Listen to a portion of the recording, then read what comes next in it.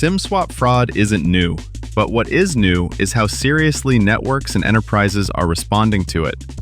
Today, SIM security isn't just a telecom issue. It's shaping how products are built, onboarded, and secured. SIM swap fraud happens when a bad actor takes control of a phone number and uses it to intercept authentication codes, reset accounts, or impersonate users. And despite better awareness, this type of fraud is still rising in many regions, especially where SMS-based authentication is common.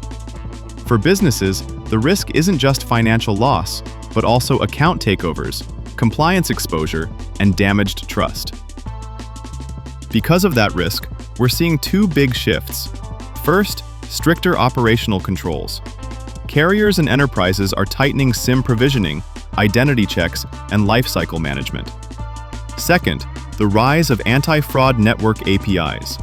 Instead of trusting a phone number alone, platforms can now check, has this SIM recently been swapped, and does this number actually belong to the device in hand? These APIs, like SIM swap detection and number verification, let companies embed fraud checks directly into onboarding, login, and two-factor authentication flows. The biggest takeaway is, security is moving closer to the network layer. Rather than reacting after fraud happens, businesses can verify users in real time before accounts are created or access is granted.